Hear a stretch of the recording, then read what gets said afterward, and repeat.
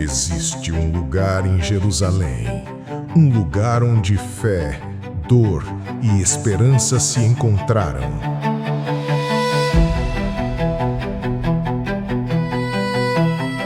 Homens e mulheres de todos os lados esperavam que as águas se movessem. Acreditavam que um milagre podia acontecer.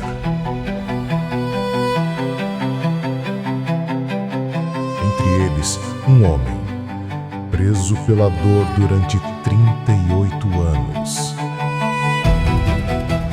38 anos esperando. Até que alguém se aproximou. Não prometeu águas, prometeu vida. Em um sábado, diante de todos, a misericórdia venceu a tradição. Séculos depois, a arqueologia confirmou: Betesda era real. Suas pedras ainda testemunham essa história.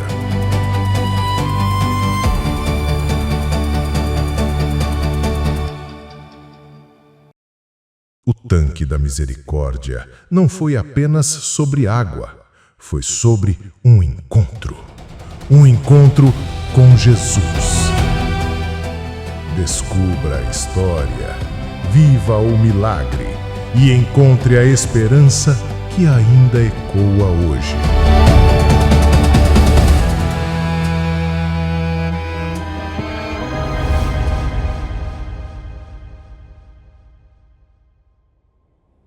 Há em Jerusalém, junto à Porta das Ovelhas, um tanque que, em aramaico, é chamado Betesda, o qual tem 5 pórticos. Evangelho de João, capítulo 5, versículo 2. Jerusalém, a cidade que respira história. A cidade que guarda em suas pedras o som de vozes antigas, o peso de batalhas, o eco de orações. Ali, próximo à Porta das Ovelhas, se erguia um lugar de encontro entre a esperança e a dor. O tanque de Betesda, um nome que atravessou séculos, um espaço envolto em silêncio, fé e mistério. Homens e mulheres, vindos de diferentes partes, se aproximavam do tanque com os olhos cansados, com os corpos marcados pela doença, com a alma sedenta por um milagre. Eles esperavam. Acreditavam que, em algum momento, as águas se moveriam e alguém seria curado. Mas, afinal, esse lugar existiu de verdade? Ou seria apenas uma narrativa simbólica, preservada pelos evangelhos? Os relatos bíblicos não são apenas memórias. Eles falam de lugares concretos, de ruas, de portões, de edifícios que moldaram a vida do povo de Israel. E Betesda é citado com detalhes tão específicos que desafiam o tempo. 2 coisas se encontram aqui: a voz da fé e o olhar da história. De um lado, a tradição que diz: sim, havia ali um tanque, um refúgio para enfermos. De outro, a arqueologia moderna que pergunta: as pedras ainda testemunham essa verdade? E é assim que começamos esta jornada. Uma jornada que vai além da religião, além da ciência. Uma busca pela essência do tanque de Betesda. Jerusalém, cidade sagrada, cidade viva. No tempo de Jesus, era o coração do povo de Israel. Cada pedra de suas muralhas guardava memórias de fé, de luta e de esperança. Entre as muitas entradas da cidade, havia uma porta simples, mas de importância profunda: a Porta das Ovelhas. Era por ali que passavam os cordeiros destinados ao sacrifício no templo. Animais conduzidos em silêncio, mas carregados de significado. O sacrifício dos cordeiros lembrava o preço da redenção e a busca pela purificação. Junto a essa porta se encontrava o tanque de Betesda, um reservatório de água, mas também um espaço de encontros, de expectativas e de dor. Enquanto alguns conduziam animais, outros carregavam em seus próprios corpos a marca da doença e da espera. Imagine a cena: multidões entrando na cidade, sacerdotes caminhando para o templo, mercadores oferecendo produtos, cânticos que ecoavam de dentro dos muros. E ao lado, um tanque de águas paradas, cercado por 5 pórticos. lugar prático para o abastecimento, mas também lugar de esperança para enfermos que aguardavam algo mais. O evangelista João descreve com precisão: há em Jerusalém, junto à Porta das Ovelhas, um tanque chamado Betesda, o qual tem 5 pórticos. Evangelho de João, capítulo 5, versículo 2. Esses detalhes situam o tanque em um ponto estratégico. Não era um local distante ou escondido. Era um espaço no coração da cidade, marcado pelo fluxo da vida cotidiana. Ali, fé e necessidade se encontravam. Ali, o ordinário e o extraordinário se tocavam.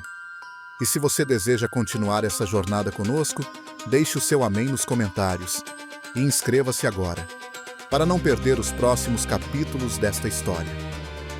O tanque de Betesda não era apenas um reservatório, era uma obra impressionante de engenharia antiga. Sua estrutura confirmava a grandiosidade e, ao mesmo tempo, a simplicidade da arquitetura em Jerusalém.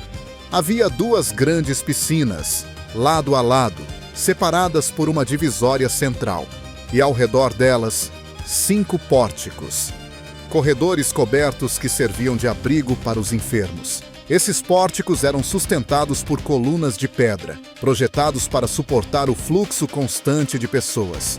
O evangelista João registra esse detalhe com clareza. Há em Jerusalém, junto à Porta das Ovelhas, um tanque chamado Betesda, o qual tem 5 pórticos. Evangelho de João, capítulo 5, versículo 2. A descrição é tão específica que, séculos depois, os arqueólogos confirmaram cada detalhe durante as escavações. O que parecia apenas um relato distante ganhou corpo diante da história. As águas do tanque tinham função essencial. Elas abasteciam parte da cidade e garantiam a sobrevivência da população. A topografia de Jerusalém exigia reservatórios assim, capazes de armazenar grandes quantidades de água em épocas de seca. Mas não era apenas sobre utilidade. Os 5 pórticos transformaram Betesda em um espaço humano. Ali, enfermos encontravam sombra contra o calor do sol. Ali, famílias se reuniam na esperança de ver um milagre. Cada pedra do tanque carregava um duplo propósito: o prático e o espiritual. Servia à vida comum e também à expectativa de algo maior. Betesda era, portanto, mais que construção. Era um símbolo, um lugar onde engenharia e fé caminhavam lado a lado, moldando a experiência do povo que passava por ali. E se esta história está te tocando, permaneça conosco até o fim, porque há uma mensagem preparada que pode transformar o modo como você olha para a fé e para a vida. O tanque de Betesda não era apenas um reservatório de água. Era um espaço onde a vida social e a vida espiritual se cruzavam de forma intensa. Entre os judeus, a água tinha significado profundo. Ela não servia apenas para matar a sede ou lavar o corpo. A água era símbolo de purificação. Por isso, muitos acreditam que o tanque também era usado em rituais, semelhantes aos banhos de purificação judaicos, os mikvaot. Mas a história de Jerusalém não se limitava à tradição judaica. Com a presença grega e mais tarde romana, novas crenças chegaram. O local de Betesda passou a ser associado também a cultos de cura, ligados ao deus Asclépio, a divindade da medicina para os gregos. Ali, homens e mulheres buscavam o toque do divino, misturando práticas diferentes. O tanque, então, tornou-se um mosaico de culturas. Um lugar em que o judaísmo se encontrava com a religiosidade popular. Um espaço onde o prático se encontrava com o espiritual. Enquanto uns enchiam cântaros para abastecer suas casas, outros mergulhavam nas águas esperando por purificação. Enquanto alguns viam ali apenas um reservatório, outros viam um templo de esperança. Betesda refletia o coração humano, dividido entre a necessidade diária e a busca por algo além da vida comum. Era, ao mesmo tempo, lugar de encontro, de cura e de fé. Por isso, Cada pessoa que chegava a Betesda trazia sua própria história. Uns buscavam água, outros buscavam Deus. Uns procuravam forças, outros clamavam por um milagre. E tudo isso fazia de Betesda um espaço singular, um espaço onde a cidade encontrava o sagrado. E se você deseja descobrir o que realmente acontecia naquele tanque, continue conosco, porque a história reserva segredos que ainda podem surpreender o coração. Antes da chegada de Jesus, o tanque de Betesda já era conhecido e respeitado. Seu nome, vindo do aramaico Bet-Hesda, significava Casa da Misericórdia ou Casa da Graça. Esse significado não era apenas simbólico. Ele refletia a esperança depositada naquele espaço por milhares de pessoas. Os relatos e tradições dizem que as águas de Betesda eram vistas como especiais. Muitos acreditavam que possuíam poder de cura. Assim, multidões de enfermos se reuniam em seus pórticos. Cegos, paralíticos, homens e mulheres enfraquecidos pela dor e pelo tempo. Todos esperavam por um sinal. A cena era marcada por uma mistura de esperança e sofrimento. De um lado, a expectativa de que algo sobrenatural poderia acontecer. De outro, a frustração de ver dias e anos passarem sem mudança. Durante o período intertestamentário, entre o Antigo e o Novo Testamento, o tanque se tornou ainda mais famoso. Ali, se misturavam tradições judaicas de purificação com crenças populares trazidas por gregos e romanos. Era um espaço de encontro entre culturas, onde a fé buscava respostas através da água. Homens se aproximavam com cântaros, mulheres conduziam seus filhos enfermos. Anciãos permaneciam sentados horas a fio, aguardando o movimento das águas. E cada história acrescentava mais peso ao nome Betesda, Casa da Misericórdia. Esse ambiente carregado de expectativa nos mostra algo essencial. Antes mesmo de Jesus passar por ali, Betesda já simbolizava o desejo humano por cura, esperança e redenção. Um reflexo da fragilidade humana, mas também da sua fé persistente. E foi nesse mesmo cenário, entre dor e fé, que um encontro transformador aconteceria. Um encontro que mudaria não apenas a história de um homem, mas que marcaria o próprio sentido do tanque diante da eternidade. Entre as muitas pessoas que se reuniam em Betesda, havia um homem cuja história resumia a dor de toda uma multidão. Ele estava doente havia 38 anos. 38 anos esperando. 38 anos preso a uma cama, sem forças para se mover sozinho. O evangelista João narra com clareza. E estava ali um homem que havia 38 anos se achava enfermo. E Jesus, vendo-o deitado e sabendo que estava nesse estado havia muito tempo, disse-lhe: "Queres ficar são?" Evangelho de João, capítulo 5, versículos 5 e 6. O diálogo é simples, mas carregado de poder.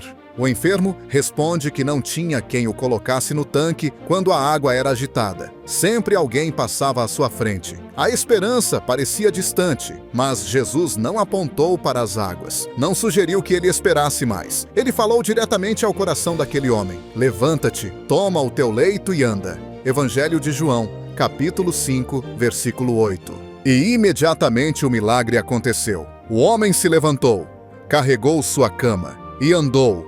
A cena foi marcante, mas havia um detalhe que gerou espanto e controvérsia. O milagre aconteceu em um sábado. Para os líderes religiosos, a lei não permitia carregar uma cama nesse dia sagrado. Mas para Jesus, a misericórdia estava acima da tradição. Ele mostrou que a cura não dependia do ritual, nem da água, mas do encontro com o Filho de Deus. O tanque de Betesda, antes visto como fonte de esperança, tornou-se palco de uma revelação maior. Ali, diante de todos, o poder da vida venceu a limitação da lei. E um homem, depois de quase 4 décadas de dor, encontrou liberdade. Esse episódio não foi apenas uma cura física, foi uma declaração. O verdadeiro descanso do sábado estava diante deles, e tinha nome: Jesus. Séculos se passaram desde os acontecimentos narrados nos evangelhos. Betesda permaneceu oculto, soterrado pelo tempo, esquecido sob camadas de história. Muitos questionavam se o tanque realmente existira, ou se era apenas parte de uma tradição simbólica. Mas em 1888, algo extraordinário aconteceu. Arqueólogos iniciaram escavações nas proximidades da antiga Porta das Ovelhas. E o que encontraram mudou para sempre a forma de olhar para esse texto bíblico. Ali estavam duas grandes piscinas, lado a lado, separadas por uma parede central. Ali estavam os restos de colunas que sustentavam pórticos. E o número era exato: 5 pórticos. Cada detalhe confirmado, como descrito no Evangelho de João, capítulo 5, versículo 2. Não era apenas uma coincidência, era evidência. Evidência de que o relato bíblico estava ancorado em um espaço real. As escavações também revelaram indícios de santuários dedicados à cura, vestígios que apontavam para práticas religiosas associadas ao deus Asclépio, misturando fé judaica e tradições greco-romanas. Betesda, portanto, não era apenas um tanque, era um espaço multifuncional, marcado por rituais, encontros e esperanças. A arqueologia deu voz às pedras, e as pedras repetiram o que o texto já afirmava. Havia em Jerusalém um tanque chamado Betesda. Essa descoberta não encerra o mistério. Pelo contrário, amplia a compreensão. Mostra como fé e ciência não precisam se contradizer. Ambas podem dialogar, apontando para a mesma direção. O que séculos de dúvida haviam encoberto, a terra devolveu aos olhos do mundo. E assim, Betesda saiu do campo da tradição oral para ocupar novamente seu lugar na história. A pergunta que guiou nossa jornada foi simples, mas profunda. O tanque de Betesda realmente existiu? Hoje, diante das evidências, a resposta é clara. Sim, Betesda foi um espaço real, localizado junto à Porta das Ovelhas em Jerusalém. Sim, havia 2 piscinas e 5 pórticos, exatamente como o Evangelho de João descreve. A arqueologia confirmou aquilo que durante séculos esteve apenas na memória da fé. Mas a essência de Betesda vai além da pedra e da água. Seu verdadeiro significado não está apenas nas escavações, mas no que ali aconteceu. Porque naquele espaço, um homem marcado pela dor encontrou a cura. E essa cura não veio das águas, nem do movimento esperado, mas do encontro com Jesus. O milagre em pleno sábado não foi apenas um ato de compaixão, foi uma declaração. Mostrou que a graça é maior do que a tradição, que a misericórdia se coloca acima do legalismo e que a vida vence qualquer limitação. Para quem crê, Betesda é prova de que Deus age em lugares improváveis, transformando dor em esperança. Para quem duvida, Betesda mostra que fé e história podem dialogar. As pedras confirmam a existência, mas o sentido profundo continua sendo desafio ao coração. Hoje, Betesda continua ecoando como a casa da misericórdia, um convite vivo, um chamado para levantar-se, carregar o peso que antes parecia impossível e caminhar em liberdade.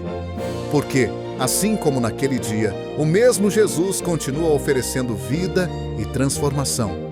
E se essa mensagem falou com você, já se inscreveu em nosso canal? Se ainda não, talvez seja agora a hora.